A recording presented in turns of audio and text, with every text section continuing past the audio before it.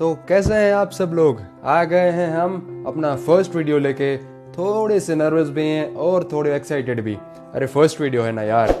और भाइयों दिल की बात बताऊं आपको, दिल से भाई सच में मतलब फटते हैं यार फर्स्ट वीडियो में। ओके ठीक है, विदाउट बीइंग इमोशनल आते हैं पॉइंट पे। आज हम और आप साथ में क्या क्या डिस्कस करेंगे, मैं आपको उसके बारे में थोड़ा सा ब्रीफ दे देता हूँ। The first one is type of trader, then second one is fundamental analysis, and the third one is technical analysis. So let's begin.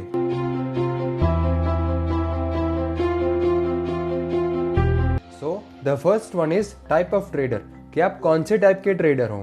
Firstly decide what type of trader you are, whether an intraday trader, a short term investor, a medium investor or a long term investor.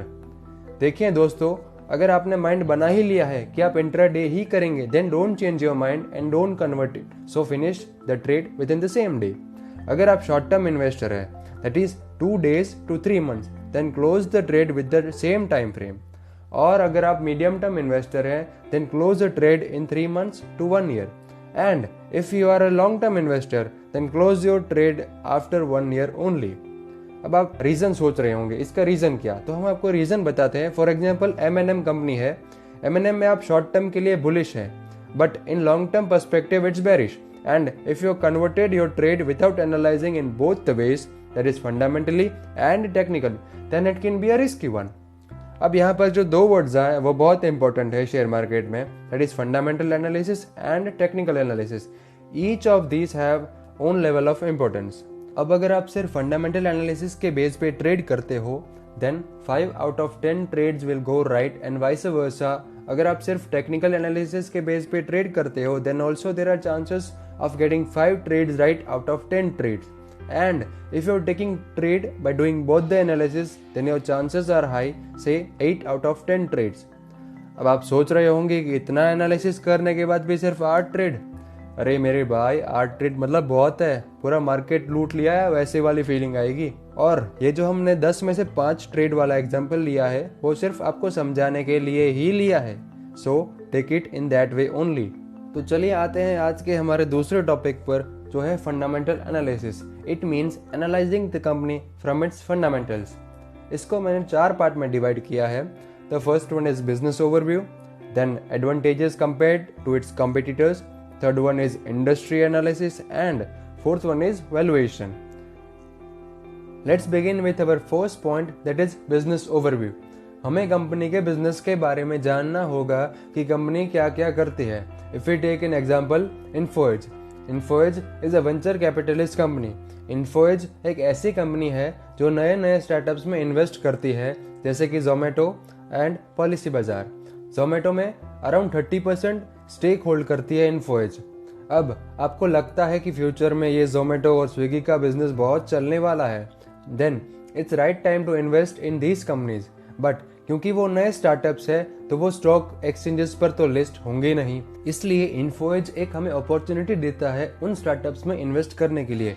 अब बात करते हैं Info Edge के कुछ अलग अलग business के बारे में, जैसे कि Naukri.com, जीवनसाथी.com, 99acres.com और मेरिट नेशन। अब आते हैं हमारे दूसरे पॉइंट पर, जो है advantages compare to its competitors. कि कंपनी को अपने कॉम्पिटिटर्स के कंपैरिजन में कौन से एडवांटेजेस हैं। Let's continue with the example of Info Edge only. Info Edge, Naukri.com have large number of users, so they also have large database. And इसी database की वजह से अगर उनको अपने प्रोडक्ट में इम्प्रूवमेंट्स करने हैं, तो वो इजीली कर सकते हैं, और ये एक प्लस पॉइंट है और एक एडवांटेजेस है कंपेयर टू इट्स कॉम्पिटिटर्स। अब जो नेक्स्ट है वो है इंडस्ट्री एनालिसिस। यही Naukri.com के एग्जांपल के साथ हम समझते हैं।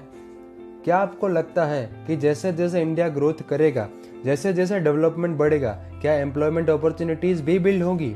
एंड अगर हाँ, तो फिर Naukri.com का फ्यूचर भी अच्छा है। So as a whole we have to see the industrial scenario in the coming future. अब आते हैं फोर्थ पॉइंट पर, जो है वैल्यूएशन।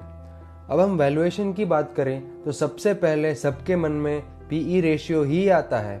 हाँ, वो सही भी है, लेकिन कुछ हद तक। हर बार हम सिर्फ पीई रेशियो देखकर उस स्टॉक का वैल्यूएशन जस्टिफाई नहीं कर सकते। कई बार कंपनीज का पीई रेशियो ज्यादा होता है, तो क्या वो शेयर महंगा है? जी नहीं, लेकिन हमें उसका फ्यूचर ग्रोथ भी देखना पड़ता है और वैल्यूएशन में बहुत सारे रेशियोज एंड अदर एस्पेक्ट्स भी देखे जाते हैं, जैसे कि EPS, earning per share, sales growth, revenue growth etcetera.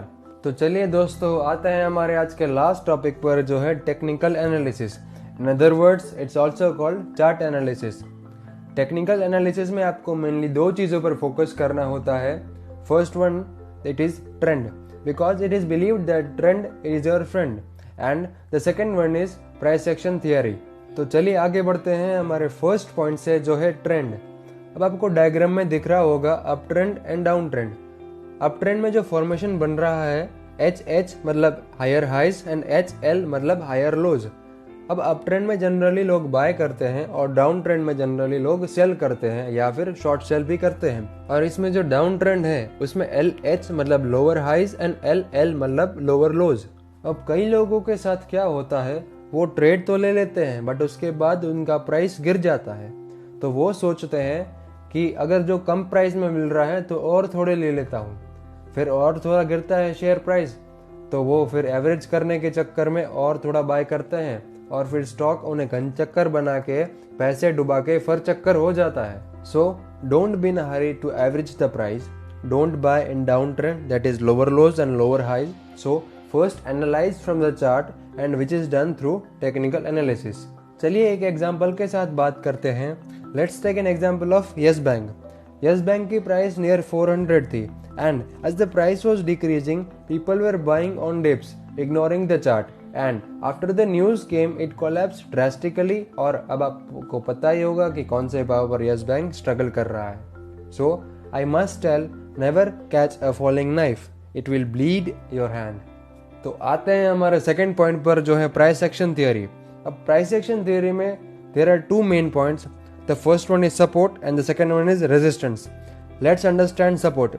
Support is a point from where the stock gets support and again runs in an upward direction. Now second one is resistance. Resistance is the point which stops the price of a stock from going up. That is higher highs and lower highs. ये दोनों resistance होते हैं and support में होते हैं higher lows and lower lows. Generally जो intraday traders और short term traders होते हैं वो support पे buy करते हैं और resistance पे sell कर देते हैं। तो दोस्तों आज का वीडियो यहाँ पर ख़त्म होता है, और अगर आपको पसंद आया हो तो लाइक करना मत भूलिएगा, सो दैट ऐसे ही कुछ वीडियोस हम आपके लिए लाते रहें। Also hit the subscribe button and press the bell icon. खुश रहिए, मुस्कुराते रहिए, स्टे कनेक्टेड। जय हिंद।